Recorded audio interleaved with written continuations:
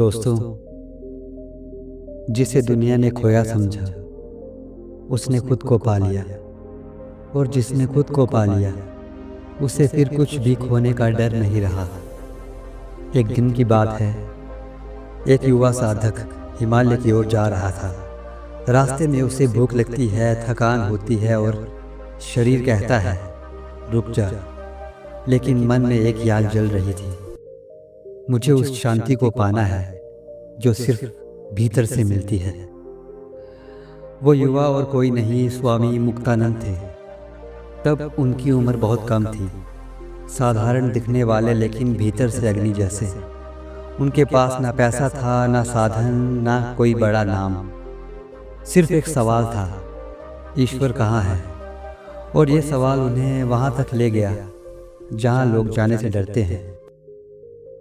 अकेलेपन में, तपस्या में, सच्चाई की गहराइयों में। उस वक्त वो महाराष्ट्र के एक गांव में थे। कुछ समय से वो वहाँ के एक आश्रम में रुके हुए थे, पर उनका मन बेचैन था। वो सोचते, मैं यहाँ क्या कर रहा हूँ? क्या सिर्फ ग्रंथ पढ़ने और लोगों की सेवा करने से आत्मज्ञान मिलेगा? उनके भीतर कुछ फूटने को था। एक रात उन्होंने चुपचाप आश्रम छोड़ दिया। सिर्फ एक लोटा पानी, एक अंगोछा और एक खाली झोली लेकर निकल पड़े। लोग कहते हैं वो 2 साल तक बिना किसी निश्चित ठिकाने के भटकते रहे। कभी जंगल में सोते, कभी किसी मंदिर की सीढ़ियों पर, कभी 3 दिन तक भूखे रहते, कभी रास्ते में पड़ा एक सूखा रोटी का टुकड़ा भी अमृत जैसा लगता। लेकिन उस भटकाव में एक दृढ़ता थी। हर बार जब वो थकते, वो आंखें बंद कर लेते और भीतर से आवाज आती, तू किसी और को नहीं, खुद को खोज रहा है, चलते रहो। एक बार वो एक गांव में पहुंचे जहां एक संत का आश्रम था। वो संत से मिलने गए, लेकिन संत ने उन्हें भीतर आने से मना कर दिया। कहा, तू अभी तैयार नहीं है। मुक्तानंद वहीं आश्रम के बाहर बैठ गए। 3 दिन बिना कुछ खाए, बिना कुछ कहे।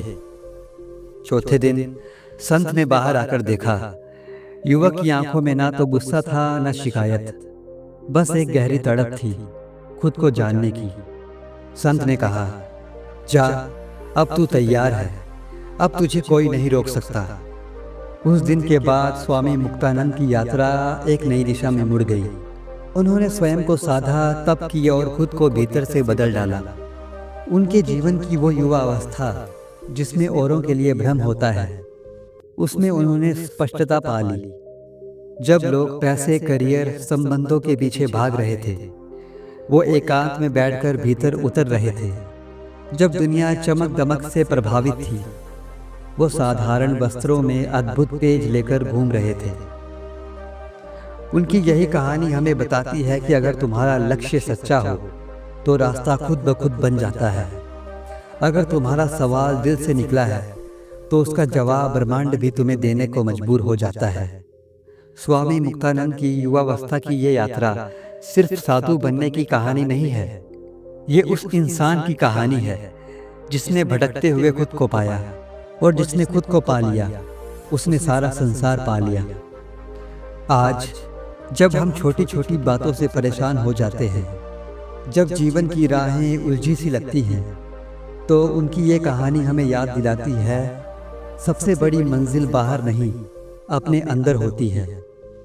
अगर इस कहानी को सुनने के बाद आपको भी भीतर से कुछ महसूस हुआ हो, अगर आपको लगा हो कि हाँ, रास्ता मुश्किल हो सकता है लेकिन असंभव नहीं, तो इस प्रेरणा को खुद तक मत रखो।